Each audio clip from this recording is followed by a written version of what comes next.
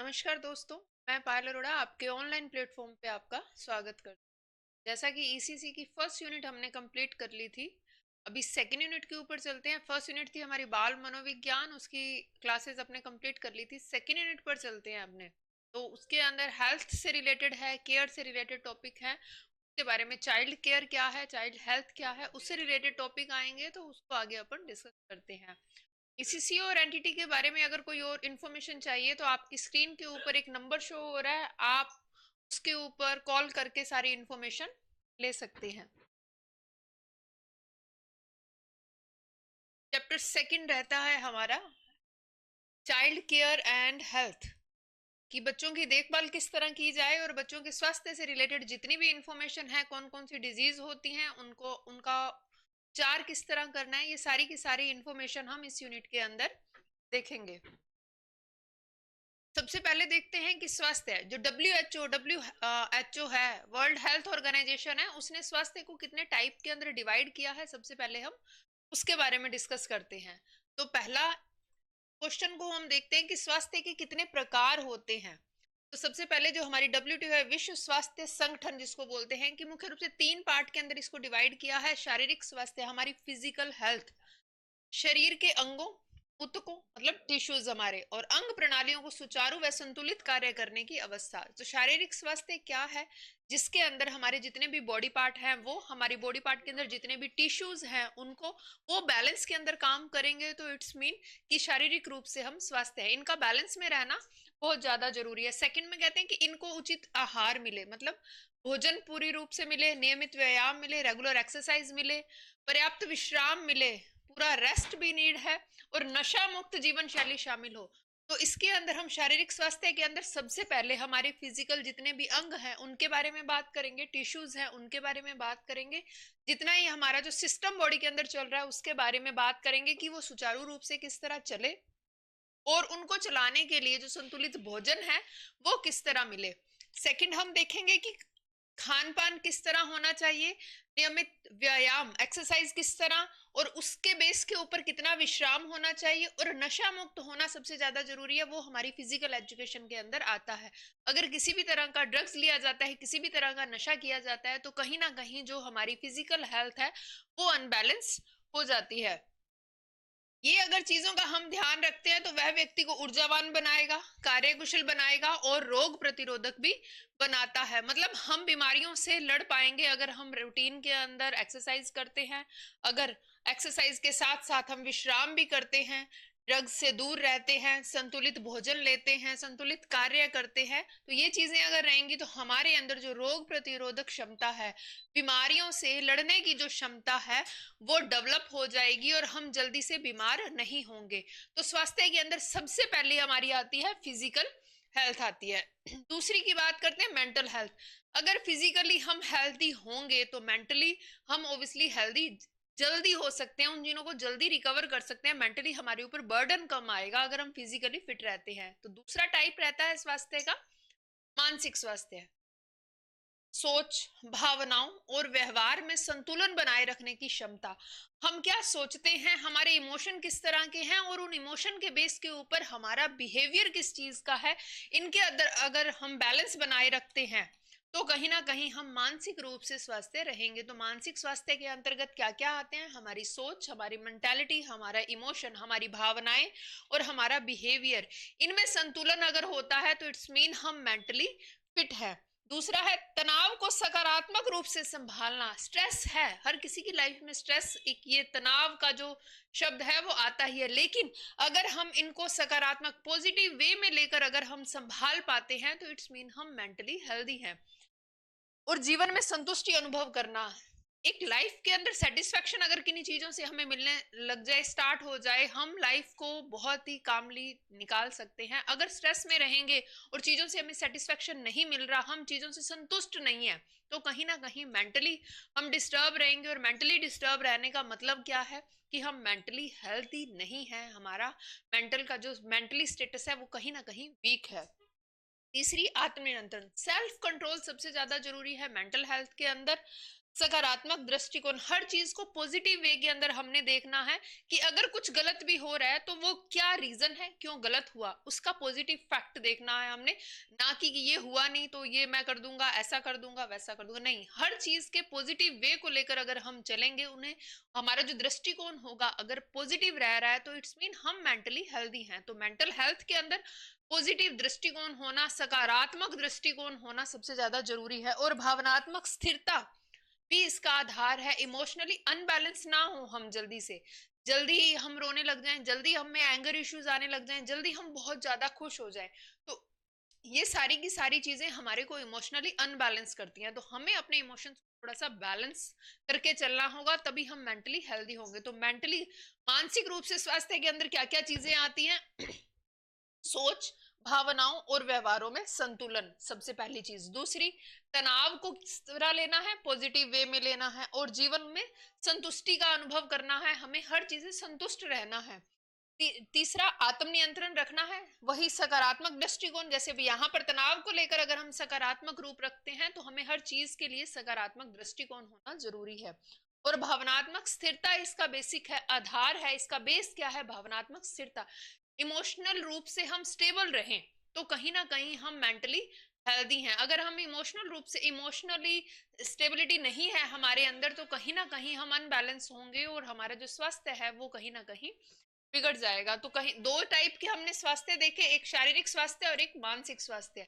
शारीरिक स्वास्थ्य में शरीर के अंगों का, उनके टिश्यूज का और हमारा जितना भी अंग प्रणालियां हैं, जितना भी हमारा अंदर का सिस्टम है, उनके अंदर बैलेंस करना। दूसरा, अच्छा भोजन खाना, रूटीन में एक्सरसाइज करना, विश्राम करना और नशा मुक्त रहना। हम तीसरा हमने देखा, हमारे अंदर एनर्जी क्रिएट होना, हम कार्यकुशल हो जाएंगे और जिससे हमारी रोग प्रतिरोधक क्षमता जो है वो बढ़ जाएगी। दूसरा हमने मानसिक स्वास्थ्य पढ़ा, मानसिक स्वास्थ्य के अंदर हमने देखा सोच का, भावनाओं का, व्यवहारों का संतुलन बनाए रखना हमारे लिए सबसे ज्यादा जरूरी है। तनाव को पॉजिटिव वे के अंदर लेना, उसको संभालना और कहीं ना कहीं जीवन में संतुष्टि मिले, इन चीजों को मेंटली सेट करना। फिर सेल्फ कंट्रोल रखना, पॉजिटिव वे के अंदर अपना दृष्टिकोण इस तरह का बनाए रखना कि हर चीज को हम पॉजिटिव वे के अंदर ले। और भावनात्मक स्थिरता होनी जरूरी है, इमोशनली स्टेबिलिटी होनी जरूरी है। थर्ड टाइप देखते हैं, सामाजिक स्वास्थ्य। सामाजिक स्वास्थ्य से मतलब क्या है कि समाज में अच्छी और सहयोगपूर्ण संबंध बनाना और निभाना, मतलब सोसाइटी के साथ हम कितना कोऑर्डिनेट हो पाते हैं, कितना उनके साथ समायोजन कर पाते हैं, ये हमारे सामाजिक स्वास्थ्य को बताता है कि समाज के साथ जो हमारे संबंध हैं उनके अंदर हम कितना समायोजन कर पा रहे हैं, कितना उनसे सौहार्दपूर्ण संबंध बना पा रहे हैं, ये सामाजिक स्वास्थ्य की निशानी है। तो समाज में अच्छे और सहयोगपूर्ण संबंध बनाना और निभाना, समाज में सम्मान पूर्वक जीवन व्यतीत करना और सामूहिक प्रगति में योगदान देना।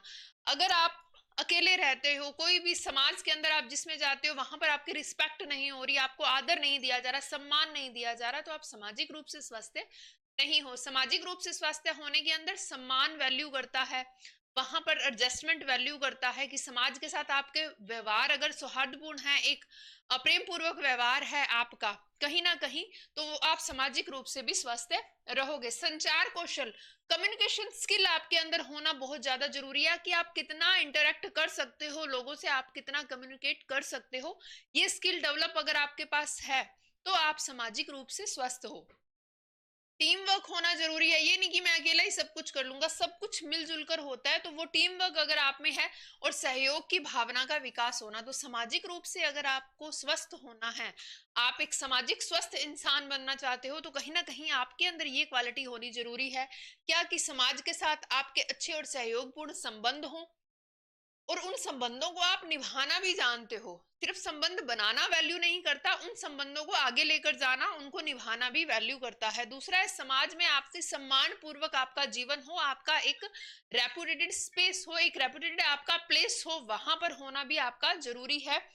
और सामूहिक प्रगति में भी आप योगदान दे रहे हो, मतलब समाज से सिर्फ लेना नहीं है, हमें कम्युनिटी को, सोसाइटी को देना भी है। तो अगर आप इस तरह का रखते हो तो आप कहीं ना कहीं रूप से सामाजिक रूप से स्वस्थ हो। आपके अंदर कम्युनिकेशन स्किल होना जरूरी है, संचार कौशल जिसको आप बोलते हैं कि एक दूसरे से इंटरेक्ट, आपकी अंतःक्रिया इस तरह की है कि आप लोगों को समझ सकते हो और लोग आपको समझ सकते हैं। तो इस तरह का अगर कम्युनिकेशन स्किल आपके अंदर डेवलप है, तब आप सामाजिक रूप से स्वस्थ हो और टीम वर्क करना जानते हो। लीडरशिप आनी चाहिए, लेकिन वो लीडरशिप की क्वालिटी क्या होती है कि टीम से वर्क करवाना।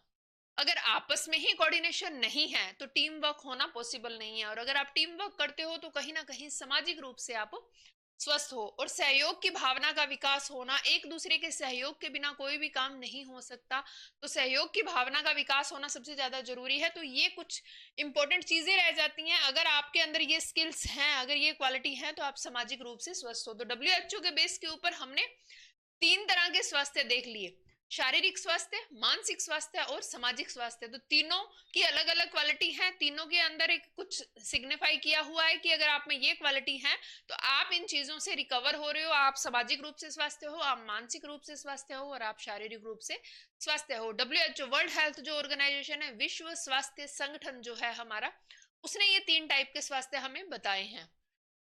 निष्कर्ष रूप में हम कह सकते हैं कि पूर्ण स्वास्थ्य का अर्थ केवल शारीरिक रूप से स्वस्थ होना नहीं है, बल्कि वो मानसिक और सामाजिक रूप से भी स्वस्थ रहना है। ओनली शारीरिक रूप से आप स्वस्थ हो लेकिन सोसाइटी बेस हेल्दी नहीं हो, मेंटली हेल्दी नहीं हो, तो कहीं ना कहीं आप स्वस्थ जो कैटेगरी है उसके अंदर नहीं आओगे। तो तीनों का एक साथ होना जरूरी है, तभी आप स्वस्थ कहलाओगे, तभी हम आपको उसकी कि आप हेल्दी हो उस कैटेगरी के अंदर हम डाल सकते हैं। तो तीनों की क्वालिटी आपने देखी है, तो तीनों क्वालिटी अगर हैं तब आप पूर्ण रूप से स्वस्थ हो। स्वास्थ्य शिक्षा की आवश्यकता क्यों है? आजकल कोई भी अपने क्लासेस के अंदर, जैसे +2 तक की क्लासेस होती, तो हमारी नैतिक शिक्षा, स्वास्थ्य शिक्षा, कला शिक्षा, इस तरह के सब्जेक्ट लगने लगे हैं।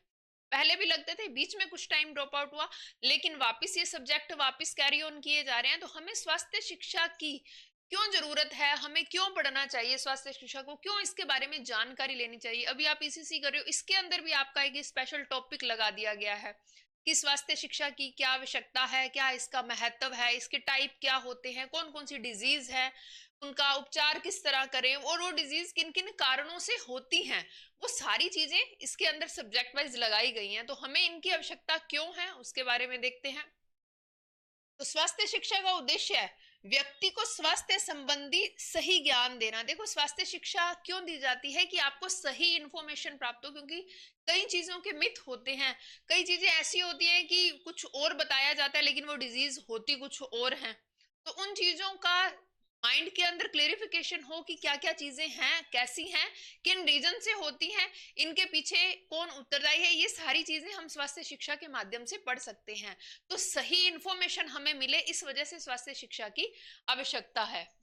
स्वस्थ आदतों का विकास करना और रोगों से बचाव के प्रति जागरूक करना। आजकल इस तरह का होता है कि कोई अगर डिजीज हो जाती है तो कहीं ना कहीं झाड़ फूक इनके अंदर इंसान चला जाता है, या फिर हमें इंफॉर्मेशन नहीं होती तो हम ट्रीटमेंट सही नहीं ले पाते। तो स्वास्थ्य शिक्षा के माध्यम से हम सभी जितनी भी बीमारियां हैं उनके क्या क्या रीजन है, उनके क्या क्या सिम्टम्स हैं, मतलब वो क्या क्या देती हैं, सिम्टम्स देती हैं कि हमें पता चल जाए कि ये डिजीज है हमें, तो उनके सबके बारे में हम स्वास्थ्य शिक्षा के माध्यम से ही पढ़ सकते हैं।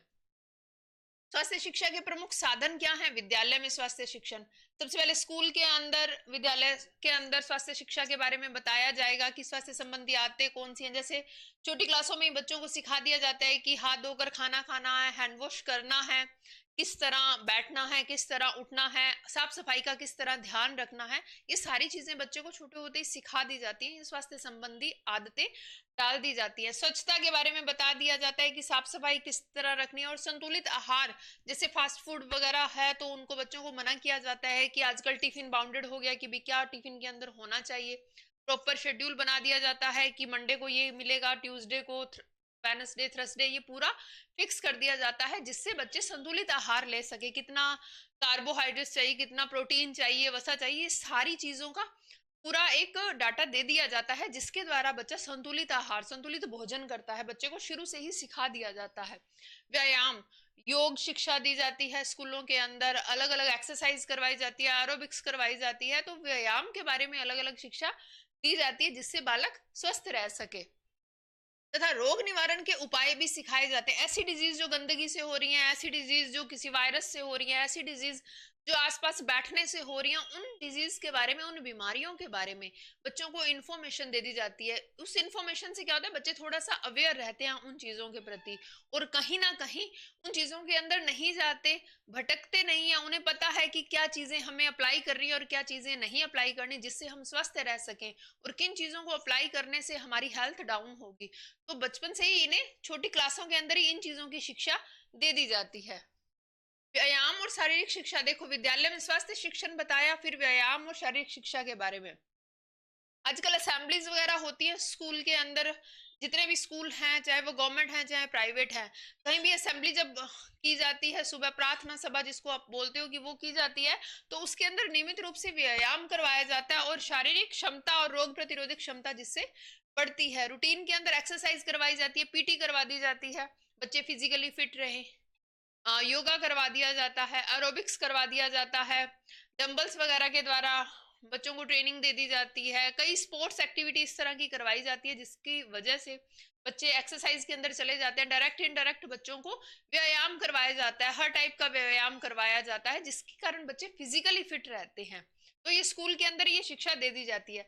स्वास्थ्य शिक्षा की पुस्तकें और साहित्य लगा दिए जाते हैं। स्वास्थ्य विषयक पुस्तकों व पत्रिकाओं का अध्ययन करवाया जाता है विद्यालय के अंदर, कि कौन कौन सी पुस्तकें जैसे लगी हुई है उसके द्वारा उन डिजीज, जैसे अब अभी ये ईसीसी की बुक लगी हुई है, तो ये एक सिलेबस की बुक है। इसके अंदर अलग अलग डिजीज के बारे में बता दिया, बच्चों को इन्फॉर्मेशन दे दी कि ये डिजीज होती है, इसके ये कारण है, आप किस व्यायाम के द्वारा इसे कैसे ठीक कर सकते हैं, या फिर किन किन मेडिसिन का प्रयोग कर सकते हैं, और क्या क्या प्रिकॉशन ले सकते हैं, मतलब बचाव कैसे कर सकते हैं डिजीज के, कि आप बीमारी ना हो, ऐसा पहले ही उन चीजों से सेफ्टी कर लो अपनी। तो सारी चीजें बताई गई हैं। तो वही पुस्तकों के अंदर, जैसे हमारे सिलेबस के अंदर जो बुक लगी हुई है वो आ जाती है।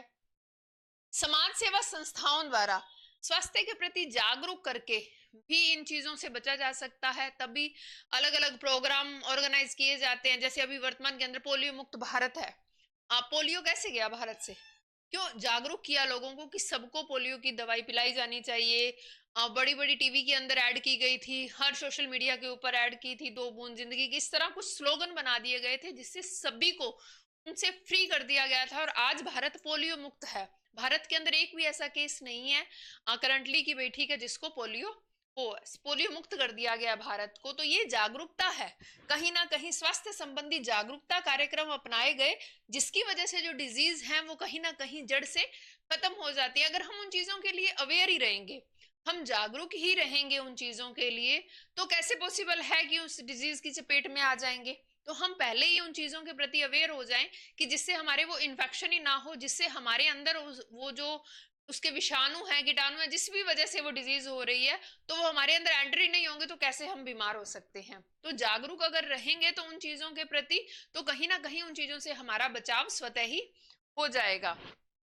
वही दूरदर्शन के माध्यम से ये जागरूक किस तरह करना है, हमने दूरदर्शन के माध्यम से, रेडियो के माध्यम से, इंटरनेट के माध्यम से स्वास्थ्य संबंधी कार्यक्रमों का अध्ययन व अवलोकन किया जा सकता है, कि हम इनको रीड कर सकते हैं, इसके प्रति पूरी जानकारी दे सकते हैं, अपने आस पड़ोस में अपने सहपाठियों को सबको जानकारी दे सकते हैं। इसके माध्यम से हम कहीं ना कहीं इन चीजों के प्रति अवेयर रहेंगे तो कहीं ना कहीं इन डिजीज से मुक्त हो जाएंगे। ये जो बीमारियां हैं वो हमारे तक पहुंच ही नहीं पाएंगी, कि एक्सरसाइज करने से क्या होता है, उन चीजों के बारे में बता रहे, योग करने से क्या होता है, एरोबिक्स करने से क्या होता है, ये सारी अगर हम चीजों की इंफॉर्मेशन देंगे तो कहीं ना कहीं लोग स्वस्थ रहेंगे, और स्वस्थ रहेंगे तो अपनी हेल्थ के प्रति वो जागरूक रहेंगे।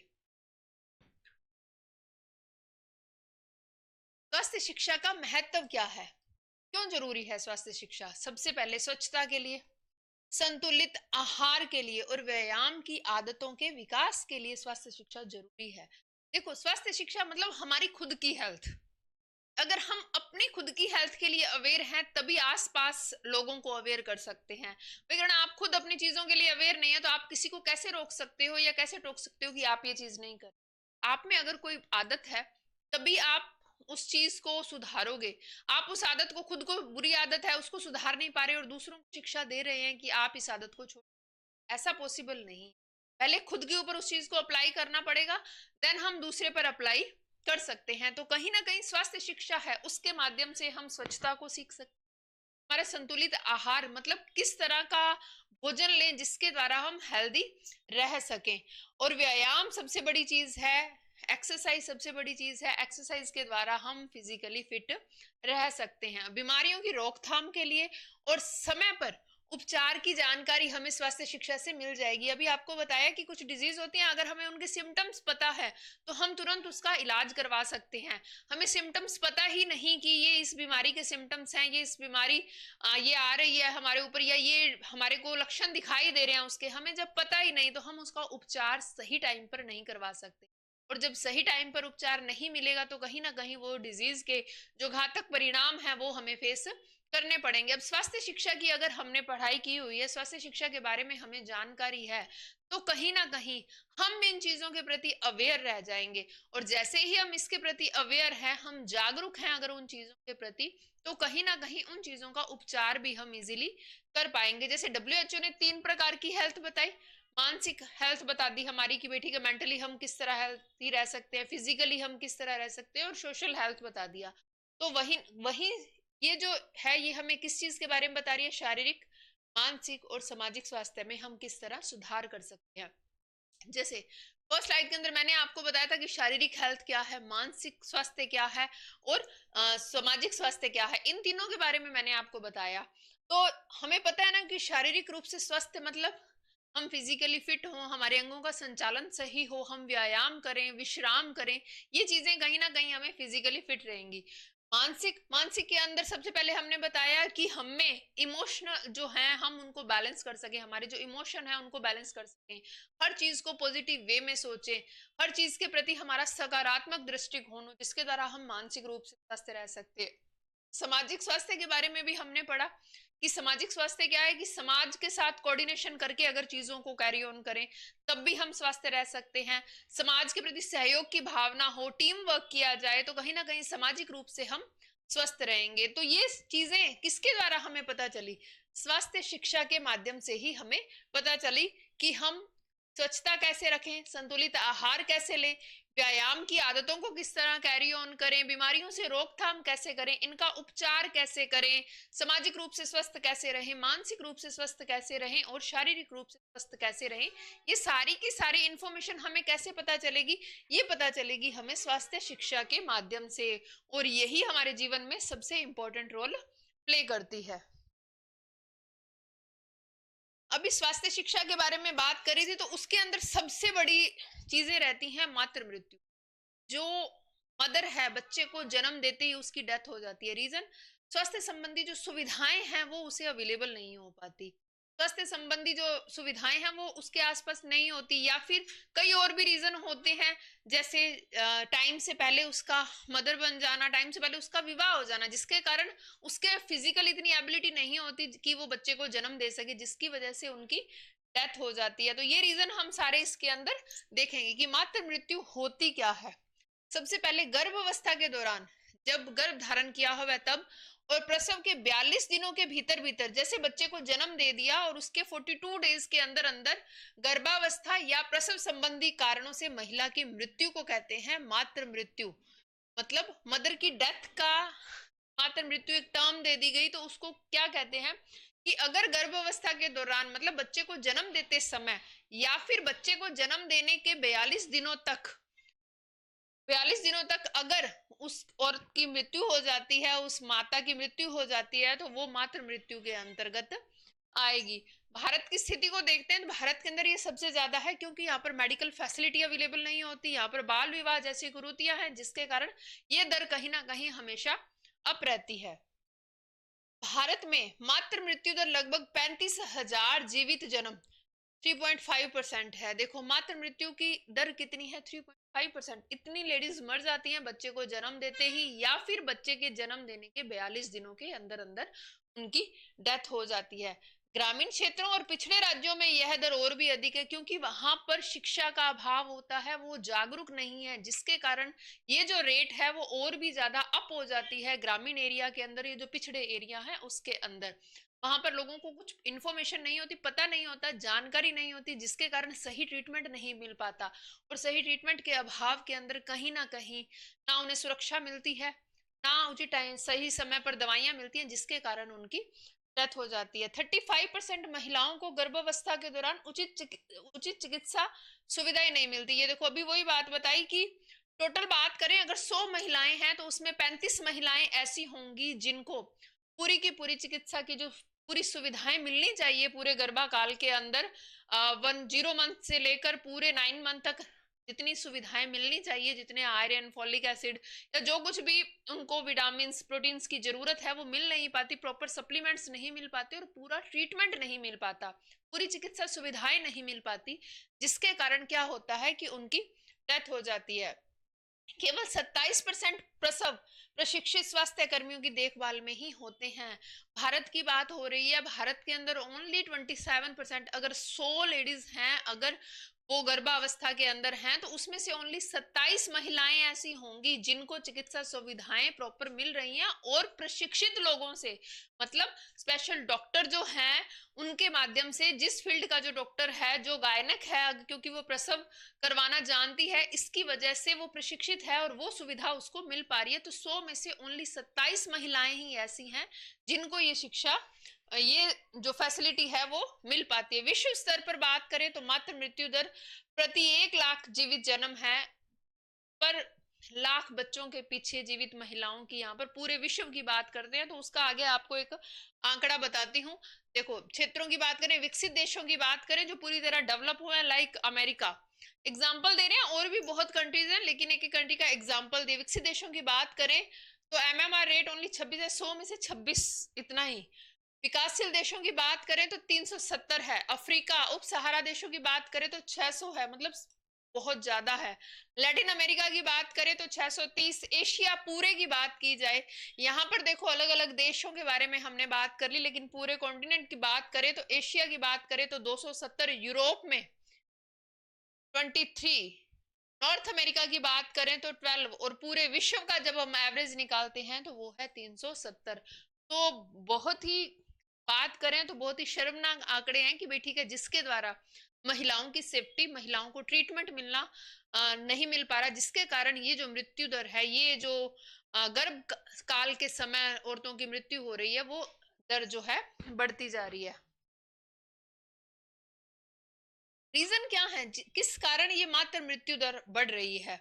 क्या रीजन है जिसके कारण की जो मदर हैं उनको सही समय पर क्या नहीं मिल रहा, जिसके कारण वो चीजें सामने आ रही हैं? सबसे पहला रीजन रहता है अत्यधिक रक्तस्राव। बच्चे का जब जन्म हुआ, सही गायनिक नहीं थी, सही डॉक्टर नहीं थे, चाहे वो कोई भी किसी जगह पर हो रही है वो डिलीवरी, तो जिसके कारण रक्तस्राव है वो बहुत ज्यादा हो सकता है, जिसकी वजह से माता के शरीर में खून की कमी हो जाती है और वो पूरी नहीं हो पाती और एक टाइम पीरियड के बाद वो उनकी डेथ हो जाती है। तो अधिक रक्तस्राव जो है वो भी कहीं ना कहीं रीजन रहता है मातृ मृत्यु का। संक्रमण, अभी वही साफ सफाई का, देखभाल का, स्वच्छता का ध्यान नहीं रखा जाता, जिसके कारण इन्फेक्शन हो जाता है। इस इन्फेक्शन के कारण कोई ना कोई माता है जो उसको डिजीज हो जाती है, जिसके कारण उसकी डेथ हो जाती है। साफ सफाई का ध्यान रखना और मैं कहना उचित देखभाल नहीं हो पाना भी संक्रमण का कारण बनता है। उच्च रक्तचाप, देखो हाई ब्लड प्रेशर होना, क्योंकि उस टाइम गर्भाकाल के बाद जब बच्चे का जन्म होता है उस समय टाइम पीरियड के अंदर मदर के जो इमोशंस हैं, मदर का जो फिजिकली स्ट्रेंथ है वो अप डाउन होता है। अगर सही फैसिलिटी नहीं होगी तो हाई ब्लड प्रेशर हो जाएगा और जिसके कारण ऑन द स्पॉट मदर की डेथ हो जाती है। ये भी मेन रीजन रहता है। अभी वही ना, घूम फिर के रीजन मेनली क्या आ रहा है कि जो प्रशिक्षित डॉक्टर हैं वो फैसिलिटी प्रोवाइड नहीं हो पा रही, उन चीजों की फैसिलिटी प्रोवाइड नहीं हो पा रही, प्रॉपर टेक्नोलॉजी है उसकी फैसिलिटी प्रोवाइड नहीं हो पा रही, जिसके कारण ये जो मातृ मृत्यु है इसकी दर बढ़ती जा रही है। ये रीजन है। देखो अधिक रक्तस्राव, इसी रीजन से अगर प्रशिक्षित होगा डॉक्टर तो वो इन चीजों को कंट्रोल करेगा। संक्रमण, इन्फेक्शन का इश्यू तब हुआ क्योंकि वो प्रशिक्षित नहीं थे और उन्हें सही साफ सफाई या जो भी साथ में टूल्स यूज किए जाते हैं उनसे इन्फेक्शन हो गया। उच्च रक्तचाप, हाई बीपी का इश्यू हुआ क्योंकि वहां पर प्रॉपर मेडिकल फैसिलिटी अवेलेबल नहीं थी। प्रसव संबंधी जटिलताएं, काफी कॉम्प्लिकेशन रहते हैं कई बार प्रेगनेंसी के अंदर, जिसके कारण भी कहीं ना कहीं मदर की डेथ हो जाती है। ये रीजन भी रह जाते हैं। कई कॉम्प्लिकेशन होते हैं, जैसे बच्चे ने जैसे ही माँ ने गर्भ धारण किया उसके बाद जैसे जैसे वो 9 मंथ निकलते हैं तो काफी कॉम्प्लिकेशन आ जाते हैं। कई डिजीज, किसी के अंदर खून की कमी है, कैल्शियम नहीं मिल रहा, फाइबर नहीं मिल पा रहा, फोलिक एसिड नहीं मिल पा रहा, तो कहीं ना कहीं ये रीजन रह जाते हैं जिसकी वजह से पूरा संतुलित भोजन नहीं मिल पाता। जितने विटामिन चाहिए, जितने कार्बोहाइड्रेट चाहिए, सब कुछ नहीं मिल पाता मदर को, जिसके कारण भी ये काफी कॉम्प्लिकेशन आ जाते हैं। और जिन कॉम्प्लिकेशंस को अभी प्रशिक्षित डॉक्टर नहीं होगा तो उन कॉम्प्लिकेशंस को समझ नहीं पाता, और जब समझ नहीं पाता तो कहीं ना कहीं मातृ मृत्यु बढ़ जाती है। असुरक्षित गर्भपात, देखो गर्भपात करवाया गया, बच्चा पेट में है, नहीं रखा गया, या गर्भपात हो गया, ऐसा कुछ भी मेडिकल रीजन रहा या सोसाइटी का रीजन रहा, XYZ कोई भी रीजन रहा, तो वो असुरक्षित रूप से अगर किया जा रहा है तब भी मदर के अंदर इन्फेक्शन का जो खतरा है वो बढ़ जाता है। कहीं ना कहीं पूर्ण रूप से वो गर्भपात हो नहीं पाता, जिसके कारण कहीं ना कहीं माता के अंदर वो पॉइजन बन जाता है, जिसके कारण कहीं ना कहीं उनकी डेथ हो जाती है। तो ये रीजन भी रहते हैं। ये तो थे चिकित्सालय रीजन। मेडिकल रीजन ये है, मेडिकल रीजन ये है कि मदर की डेथ हो जाती है, ज्यादा ब्लीडिंग हो गई तब, इन्फेक्शन हो गया तब, हाई बीपी हो गया, या और कोई कॉम्प्लिकेशंस हैं, या जब भी मिसकैरेज हुआ उससे रिलेटेड कुछ चीजें थी, ये तो मेडिकल रीजन है जिसके कारण कहीं ना कहीं जो मातृ मृत्यु दर है वो अप होती जा रही है, बढ़ती जा रही है। सामाजिक कारण क्या है, सोसाइटी क्या क्या रोल प्ले कर रही है इन चीजों के अंदर, मातृ मृत्यु सोसाइटी के कारण कैसे बढ़ रही है। पहला, अशिक्षा, लोग इसके प्रति जागरूक नहीं है कि किस तरह उस 9 महीने में माँ की केयर जरूरी है। एक मदर एक जीव को जन्म दे रही है तो उसकी केयर किस तरह जरूरी है, लोगों को इन चीजों की नॉलेज नहीं है, और स्वास्थ्य प्रति जागरूकता की भी कमी है। तो उन चीजों को अवॉइड किया जाता है क्योंकि अवेयर नहीं है उन चीजों के लिए। तो नॉर्मली एक पर्सन का और एक अगर कोई प्रेग्नेंट लेडी है उस पर्सन का, तो दोनों का खान पान काफी अलग होता है। उसको ज्यादा हेल्थ कॉन्शियस होने की जरूरत पड़ती है कि भाई ठीक है, क्या क्या प्रोटीन दिए जाएं, क्या क्या फाइबर दिए जाएं, क्या क्या फॉलिक एसिड दिए जाए, आयरन दिया जाए, तो उन चीजों की नीड होती है। तो इनके प्रति लोग अवेयर नहीं होते, और अवेयर नहीं होने के कारण कहीं ना कहीं मदर में वो वीकनेस आ जाती है, और जब बच्चे ने जन्म लेना होता है वो वीकनेस कहीं ना कहीं वो मदर को भी हार्म करती है और उस बच्चे को भी हार्म करती है। समय पर स्वास्थ्य संबंधी सुविधाएं ना मिल पाना सबसे बड़ा रीजन रह जाता है कि टाइम पर मेडिकल फैसिलिटी प्रोवाइड ही नहीं होती। किसी गांव के अंदर है, किसी शहर के अंदर है, कई बार ऐसा सीन होता है कि डॉक्टर ही अवेलेबल नहीं होते। डॉक्टर अवेलेबल ना होने के कारण भी कहीं ना कहीं मातृ मृत्यु बढ़ती जाती है। और गरीबी और कुपोषण, भाई अब कुपोषण पूर्ण रूप से भोजन ही नहीं है, खाने को रोटी नहीं है, तो कहाँ पर माँ का पोषण किया जाएगा। गरीबी इतनी ज्यादा है कि कहीं ना कहीं वो चीजें अवेलेबल ही नहीं हो पा रही हैं खाने पीने की, जिससे मदर को हेल्दी डाइट दी जा सके, जिसके कारण कहीं ना कहीं मदर के अंदर वीकनेस आ जाती है, और उस वीकनेस के कारण डेथ बेसिक रीजन बन जाता है। वो बच्चा भी डेंजर, खतरे के अंदर है, और मदर है वो भी खतरे के अंदर रहती है, जिसके कारण कहीं ना कहीं मातृ मृत्यु दर अप होती जा रही है। बाल विवाह, ये सबसे बड़ा कारण है। हमारे समाज के अंदर कुछ कुरीतियां, बुरी रीतियां हैं। छोटी लड़कियों की ही शादी कर दी जाती है। अब जैसे ही उस लड़की की शादी हुई तो गर्भ धारण जब किया उसने, तो इतनी उसमें एबिलिटी नहीं होती, उतनी योग्यता नहीं होती कि वो उस बच्चे को धारण कर सके, और उसका शरीर इतना ज्यादा हेल्दी नहीं होता कि उस बच्चे को धारण कर सके, जिसके कारण भी उसकी डेथ मेन रीजन रहती है। कम उम्र में गर्भ धारण कर लिया जाता है, जिसके कारण कहीं ना कहीं मृत्यु दर जो है वो उसकी बढ़ जाती है। मातृ मृत्यु दर इसी रीजन से भी बढ़ रही है, क्योंकि सोसाइटी इस तरह की है कि छोटी छोटी बच्चियां हैं उनका विवाह कर दिया जाता है जैसे ही वो मेंस्ट्रुएशन टाइम के अंदर आए, और वहां पर वो प्रेगनेंसी कंसीव कर लेते हैं, और इतनी अभी एबिलिटी नहीं होती उनकी कि वो उस बच्चे को जन्म दे सके, तो उस बच्चे को जन्म नहीं दे पाती, जिसके कारण शरीर में एक लिमिट से ज्यादा वीकनेस आ जाती है, और उस वीकनेस के कारण कहीं ना कहीं मातृ मृत्यु है वो अप होती जा रही है। ग्रामीण क्षेत्रों में स्वास्थ्य क्षेत्रों की, स्वास्थ्य केंद्रों की भी कमी, ये भी बहुत बड़ा रीजन रहता है कि वही है, मेडिकल फैसिलिटी प्रोवाइड ही नहीं है। तो मेडिकल फैसिलिटी प्रोवाइड नहीं है, जब तक मदर को मेडिकल फैसिलिटी देने के लिए शहर तक लेकर जाया जाता है, गांव से शहर तक लेकर जाया जाता है, तो उनकी जो कंडीशन है वो काफी क्रिटिकल हो जाती है, और जिसके कारण कहीं ना कहीं मातृ मृत्यु बढ़ रही है। निवारण के उपाय, किस तरह इनको रोका जा सकता है। देखो, सबसे पहला रीजन तो क्यों हमने चिकित्सा रीजन पढ़ा था, फिर सोसाइटी का पढ़ा। तो रीजन अगर वो है डेथ के, तो ऑब्वियसली उपचार भी उन्हीं के माध्यम से ही हो पाएगा। तो नियमित चिकित्सा की जांच किया जाए, मतलब लोग अवेयर रहें इन चीजों के लिए, और रेगुलर जो मेडिकल फैसिलिटी है वो प्रोवाइड करवाई जाए, मेडिकल जो है पूरा जांच करवाया जाए मदर का, जिसकी वजह से अगर कोई कॉम्प्लिकेशन होने वाले हैं तो पहले ही उनका ट्रीटमेंट ले लिया जाए। अगर कोई कमी है शरीर के अंदर मदर को और उस बच्चे को, अगर कोई कमी है तो मेडिकल फैसिलिटी प्रोवाइड करवा के उस कमी को किया जाए। दूसरा, संतुलित आहार दिया जाए और आयरन सप्लीमेंट जरूर देने चाहिए, क्योंकि सबसे पहला हमने मेडिकल रीजन ही पढ़ा था, ब्लड लॉस होता है सबसे ज्यादा, बहुत ज्यादा रक्त प्रवाह होने लग जाता है, तो आयरन की बॉडी के अंदर कमी हो जाती है। क्योंकि दो दो, एक मदर को खुद को चाहिए और एक उसने जो इस बच्चे को जन्म देना है उसके लिए भी चाहिए।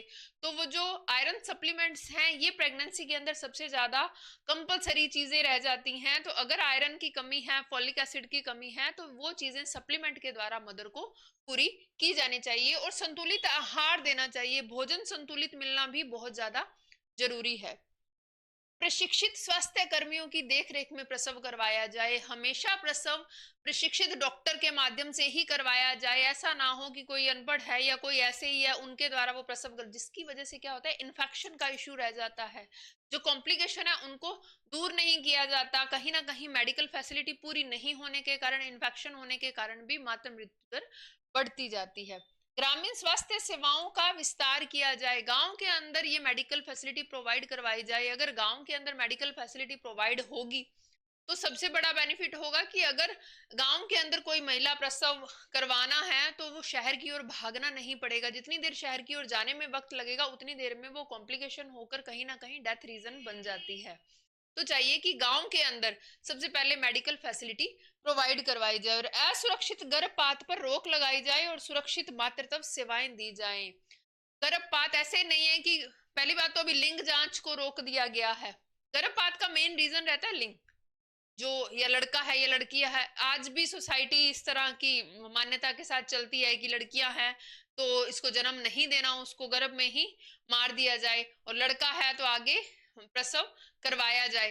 तो कहीं ना कहीं ये जो गर्भपात है उसको रोक ही दिया। वैसे तो भारत के अंदर अभी बैन कर दिया गया है, लिंग जांच नहीं होती, लेकिन फिर भी गर्भपात आज भी कहीं ना कहीं पर गांव के अंदर, छोटे छोटे शहरों के अंदर कई भी मेडिकल ऐसे इंस्टीट्यूट हैं जहां पर कर दिया जाता है। तो इन चीजों को अगर रोका जाए, और सबसे बड़ी बात, असुरक्षित गर्भपात ना हो।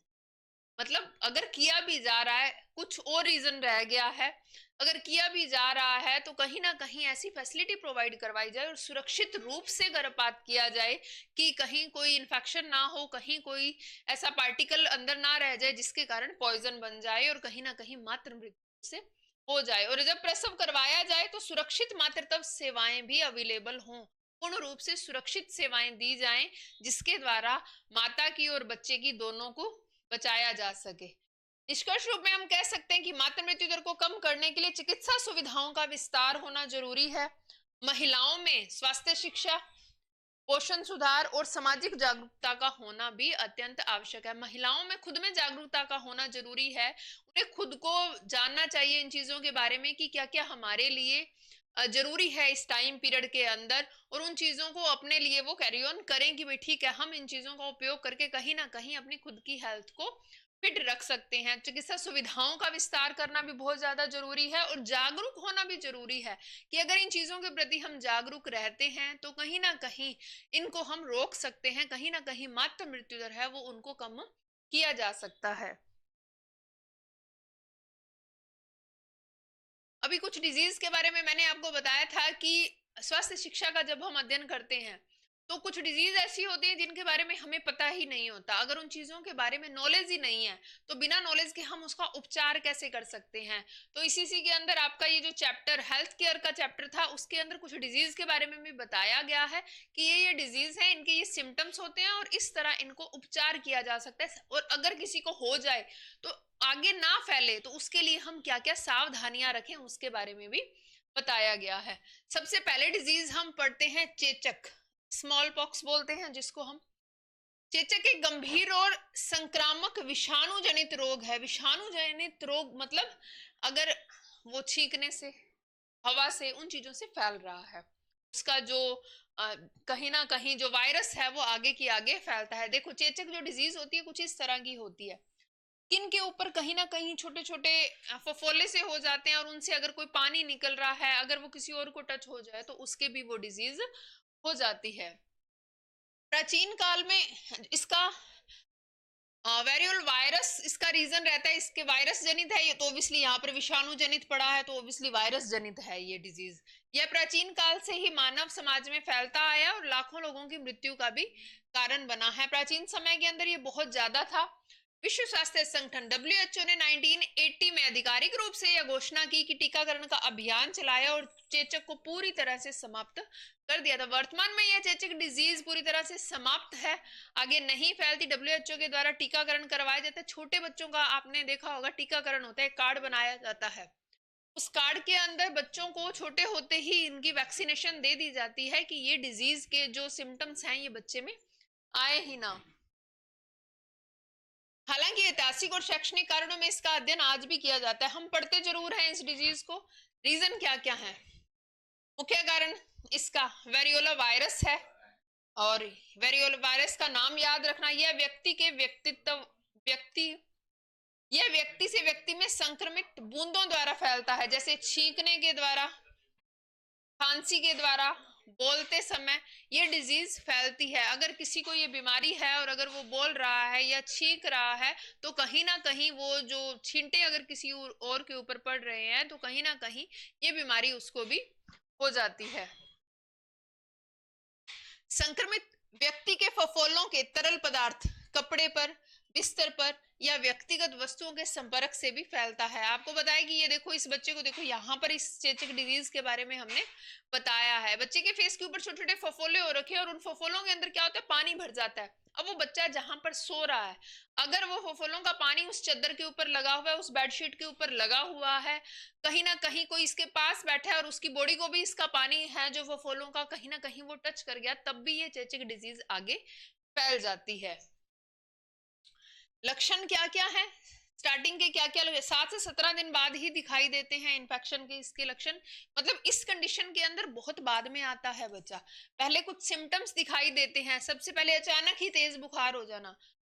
नॉर्मल था बच्चा और अचानक ही उसे बुखार हो गया। बुखार भी 104 फारेनहाइट तक पहुंच जाता है। सिर दर्द होना, बॉडी का पेन होना, थकान होना, भूख ना लगना और कभी कभी उल्टी और पेट दर्द होना, ये सिम्टम्स बेसिकली दिखाई देते हैं। किन से रिलेटेड क्या सिम्टम्स दिखाई देते हैं कि जब बुखार हो रहा है वो लगातार रह रहा है और बुखार के 2-3 दिन बाद वजह पर छोटे छोटे लाल दाने निकल आते हैं। देखो इस तरह पिक्चर में दिखाई दे रहे हैं, कुछ इस तरह के दाने निकल आते हैं स्किन के ऊपर, जिसके कारण कहीं ना कहीं इन दानों के अंदर धीरे धीरे क्या पानी भरने लग जाता है, और वो पानी वो लिक्विड जैसे जैसे ये फफोले टूटते हैं तो इनमें से पानी बाहर निकल के, जैसे एक फफोला हुआ जैसे ही वो टूटा, जहां जहां वो टच हुआ वो और वहां पर फफोले हो जाते हैं। ये दाने फफोलों में बदल जाते हैं और जिनमें पस भर जाती है। अभी बताया कि एक पानी सा रेशा सा भर जाता है और 8-9 दिन में फफोले सूखकर पपड़ी बन जाते हैं और नीचे गिर जाते हैं। कहीं ना कहीं ये सिम्टम्स रहते हैं बालक के अंदर। और भी सिम्टम्स देखें तो आंखों के अंदर जलन होने लग जाती है और रोशनी से, लाइट से हम थोड़ा संवेदनशील हो जाते हैं। मतलब लाइट आंखों में बर्दाश्त नहीं होती, अंधेरे में बैठना पसंद करते हैं, आंखों के अंदर काफी ज्यादा जलन होने लग जाती है। अब पानी से भी बार बार अगर इस कंडीशन के अंदर है तो पानी से बार बार नहीं धो सकते, और जैसे ही पानी से वॉश करेंगे वो फोले टूट जाते हैं और ज्यादा फैल जाते हैं। चेहरे पर दाग धब्बे स्थायी रूप से यहाँ पर रह जाते हैं। इन फफोलों के जो मार्क्स हैं वो नहीं जाते और परमानेंट वो स्किन के ऊपर रह जाते हैं। टाइप्स देख लेते हैं इनके। देखो एक तो मेजर होगा और एक माइनर होगा। मतलब मेजर काफी ज्यादा गंभीर और माइनर थोड़ा हल्का फुल्का रूप आया, तुरंत हमने ट्रीटमेंट ले लिया, लेकिन हमें पता ही नहीं चला तो ये मेजर कंडीशन के अंदर चला जाता है, बहुत ही गंभीर अवस्था के अंदर चला जाता है। गंभीर में मृत्यु दर 30% तक डेथ होने के चांसेस रहते हैं इस डिजीज के कारण। और वेरियोला माइनर के अंदर बात करें तो हल्का रूप रहता है और मृत्यु दर, मतलब मृत्यु नहीं होती, अगर तुरंत इसका ट्रीटमेंट ले लिया जाए तो मृत्यु से बचा जा सकता है। लेकिन अगर पता ना चले और ये आगे तक फैल जाए तो कहीं ना कहीं मृत्यु को फेस करना पड़ जाता है। फैलने के तरीके क्या है? सबसे पहले तो आपको बताया कि डायरेक्ट हम संपर्क के अंदर आ गए हैं तो रोगी की त्वचा और फफोलों से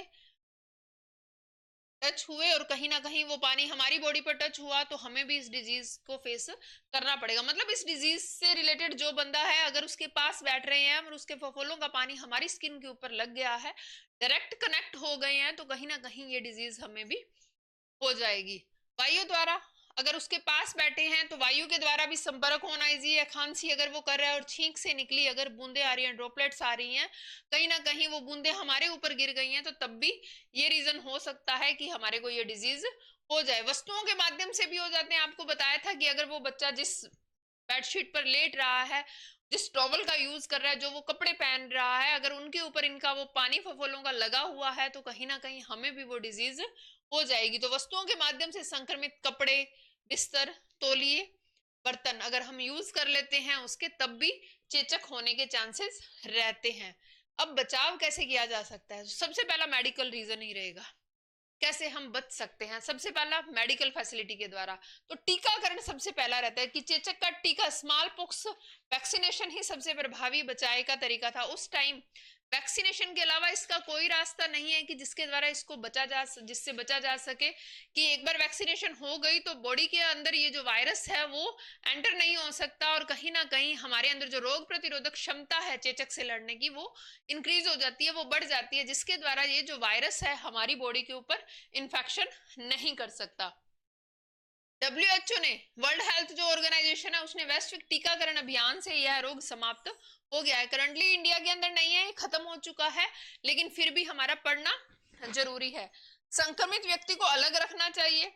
अब उपाय कैसे कर सकते हैं? देखो, एक तो टीकाकरण के द्वारा इसको बचाया जा सकता है, और दूसरा अगर किसी को हो गया है, ये डिजीज हो गई है, चेचक हो गया है, तो हम क्या करें? तो संक्रमित व्यक्ति है उसको सबसे पहले क्वारंटाइन कर दें, उसको अलग कर दें, अलग रूम, उसका सब कुछ, बर्तन, कपड़े, सब कुछ अलग कर दिया जाए। तो रोगी को क्वारंटाइन में रखना ताकि संक्रमण आगे ना फैले। नहीं तो एक घर में अगर एक पर्सन को हो गया और उसको क्वारंटाइन नहीं किया गया, उसे अंदर नहीं रखा गया, तो वो धीरे धीरे सब में फैलता जाएगा। रोगी के उपयोग की गई वस्तुओं को उबालकर और धूप में सुखाकर साफ करना है। अभी जिस बेडशीट के ऊपर वो सोया है, जिन बर्तनों में वो भोजन खा रहा है, भोजन कर रहा है, तो उसको उबालना चाहिए बर्तनों को। जो कपड़े हैं उन्हें धोकर धूप में सुखाना चाहिए ताकि जितने भी उसके अंदर से जो बैक्टीरियाज है वो निकल जाए। और बार बार हाथ धोना और मास्क का उपयोग करना। अगर बच्चे के पास जा रहे हैं आप, जो भी रोगी है उसके पास जा रहे हैं, तो मास्क का यूज करके जाएं, जिससे अगर वो छींक रहा है या वायु के द्वारा हमारे ऊपर वो बैक्टीरियाज ना आए। और हम भी बार बार हाथ धोना जरूरी है, जिसके द्वारा कहीं ना कहीं अगर बैक्टीरियाज किसी टच के कारण, किसी हाथ हमने टच भी कर लिया है, तो कहीं ना कहीं हैंड वॉश बार बार करेंगे तो उससे हम फ्री हो जाएंगे।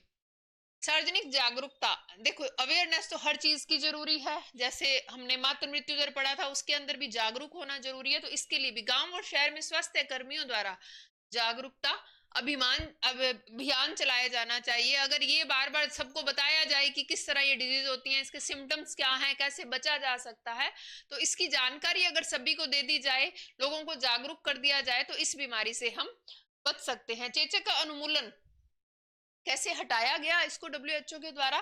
तो 1967 में WHO ने वैश्विक टीकाकरण का कार्यक्रम शुरू किया था। तो प्रॉपर WHO ने 1967 में इस बीमारी को खत्म करने के लिए कार्यक्रम स्टार्ट किया था, और 77 के आखिर तक प्राकृतिक मामला सोमालिया में पाया गया। लास्ट में सोमालिया के अंदर, सोमालिया जो देश है उसके अंदर पाया गया, और 1980 तक, 1980 ने WHO ने चेचक को पूरी तरह पूरे विश्व के अंदर से समाप्त कर दिया था। तो चेचक डिजीज के बारे में आपको पूरी इंफॉर्मेशन इसके अंदर दे दी गई है कि क्या चेचक डिजीज के सिम्टम्स होते हैं, क्या क्या कारण हैं उसके, और इनसे बचा कैसे जा सकता है, उसके बारे में आपको बताया है। आगे देखते हैं कि भोजन, संतुलित भोजन के बारे में हमने पढ़ा था, स्वास्थ्य और संतुलित भोजन के बारे में। तो भोजन के अंदर क्या क्या एसेंशियल है, क्या क्या कंपलसरी चीजें होनी चाहिए जिसके द्वारा भोजन को संतुलित किया जा सके। संतुलित भोजन के आवश्यक तत्व कौन से हैं? स्वास्थ्य और संतुलित भोजन में कुछ तत्व पाए जाते हैं। सबसे पहले कार्बोहाइड्रेट का होना जरूरी है। कार्बोहाइड्रेट्स होगा तो वो हमें ऊर्जा प्रदान करेगा, एनर्जी देगा। चावल, गेहूं, आलू, मकई, शक्कर, ये चीजें हैं, ये हमारी बॉडी को कार्बोहाइड्रेट्स मतलब ऊर्जा प्रदान करते हैं। दूसरे, प्रोटीन का होना जरूरी है। शरीर के निर्माण और मरम्मत के लिए, हमारी कोई चोट लग गई है तो प्रोटीन ज्यादा है ना बॉडी के अंदर, तो वो चोट रिकवर हो जाएगी। आगे विटामिन और इनके बारे में अपने बात करेंगे, वो डिटेल के अंदर करेंगे। लेकिन प्रोटीन बेसिकली आगे क्या काम करता है, तो हमारे शरीर की जो मरम्मत करने का काम है ना, वो प्रोटीन करता है हमारी बॉडी को। इसके अंदर दालें, दूध, अंडा, मछली, मांस, सोयाबीन, इसमें रिच प्रोटीन होता है। तीसरे की बात करें, वसा, फैट भी जरूरी है। ऊर्जा का सेकेंडरी स्रोत है और शरीर को ऊष्मा प्रदान करने का काम करता है फैट। तो ये कहां से मिलेगा, जितनी भी फैटी चीजें लाइक घी, तेल, मक्खन, मेवे, ये सारे के सारे हमारी बॉडी को वसा प्रदान करते हैं। फिर बात करते हैं विटामिन की। विटामिन शरीर में विभिन्न कार्यों को नियंत्रित करते हैं और रोगों से भी बचाते हैं।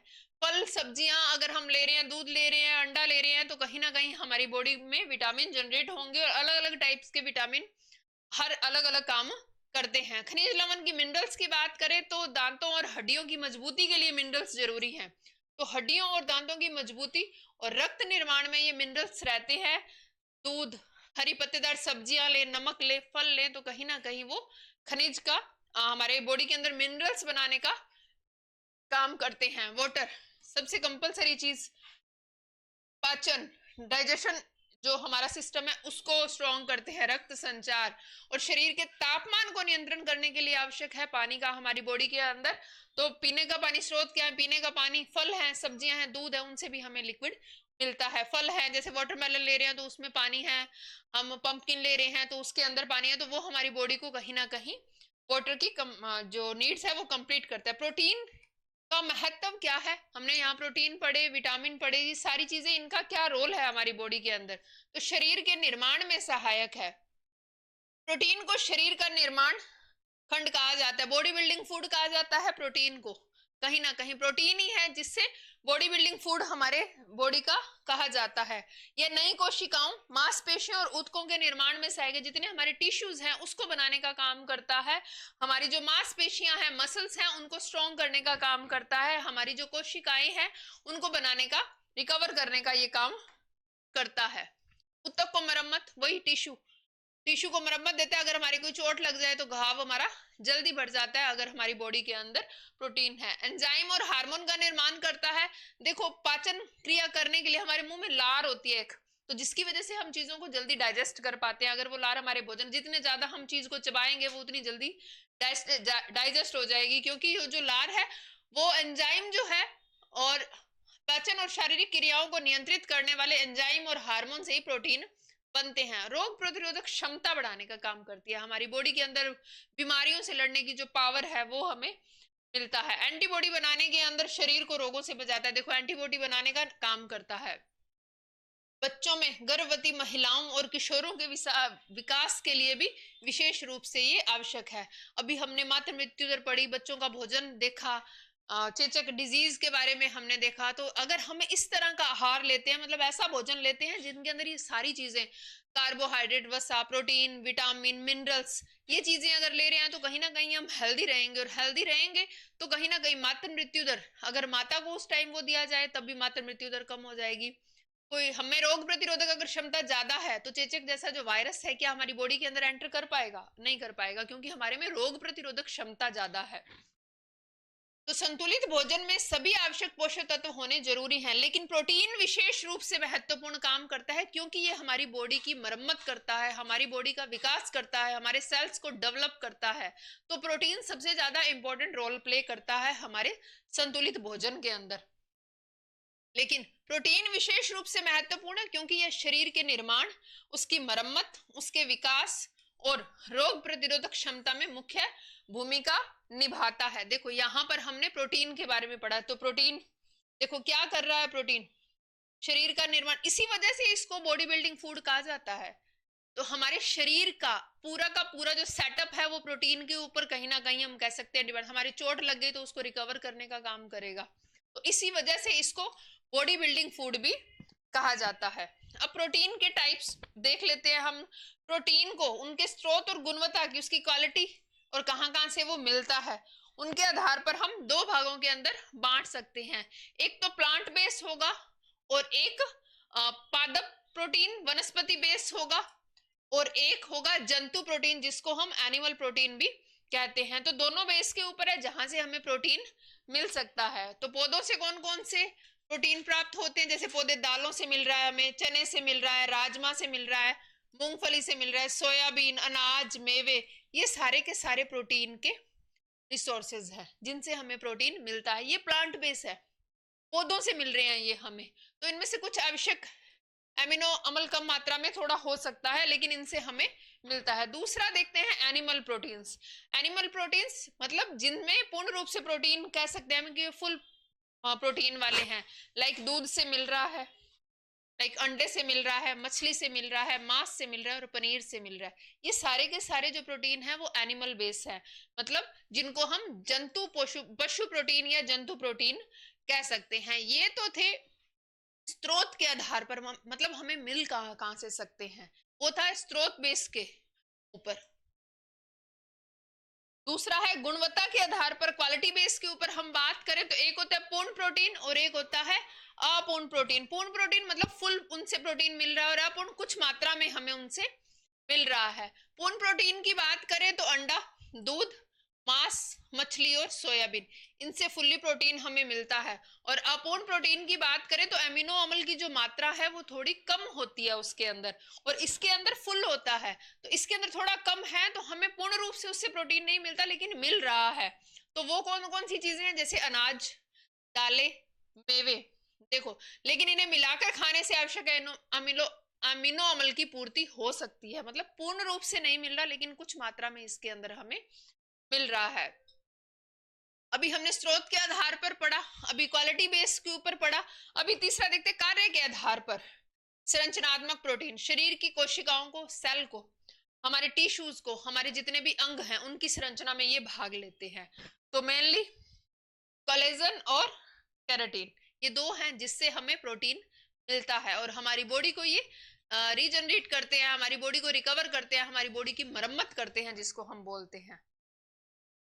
और क्रियात्मक प्रोटीन बात करें कि शरीर के विभिन्न कार्य, एंजाइम क्रिया और हार्मोन निर्माण और स्पेशली एंटीबॉडी बनाने में, रोग प्रतिरोधक क्षमता विकसित करने के अंदर, जैसे इंसुलिन हो गया, हीमोग्लोबिन हो गया और एंटीबॉडीज होगी, ये क्रियात्मक प्रोटीन है, एक्टिविटी बेस्ड, जिसको हम बोल सकते हैं कि हमारी बॉडी को कहीं ना कहीं चलाने का काम करते हैं। तो प्रोटीन इनडायरेक्टली हमारे शरीर को मरम्मत कर रहे हैं, हमारे शरीर को वापस बनाने का काम कर रहे हैं। अगर प्रोटीन की कमी हो जाए तो ना तो हमारी चोट जो लगी हुई है, वो घाव है, वो नहीं भरेंगे, हम कहीं ना कहीं डैमेज होते जाएंगे, एक तरह से कह सकते हैं।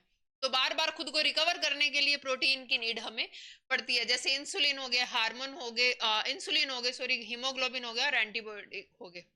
पशु प्रोटीन, पूर्ण प्रोटीन, सारे एनिमल होते, इसमें सारे एमिनो अम्ल होते हैं। पौधे के प्रोटीन, इसमें एमिनो अम्ल कम होता है, लेकिन मिश्रित रूप से इसको मिक्स करके अगर किसी चीज के अंदर लिया जाए तो वो उस आहार को पूरा कर देते हैं। और संरचनात्मक और क्रियात्मक प्रोटीन शरीर के निर्माण और कार्य दोनों में जरूरी रहते हैं।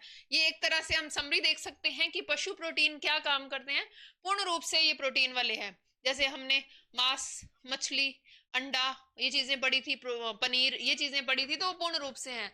पौधों के प्रोटीन जैसे दालें, अनाज, ये पढ़े थे, तो कुछ मात्रा में किसी में मिक्स करके अगर हम लें तो प्रोटीन हमें मिल सकता है।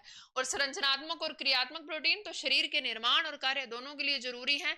इनके बिना ना तो हमारा काम, बॉडी हमारी वर्क करेगी और कहीं ना कहीं वापस रीजनरेट भी नहीं होगी।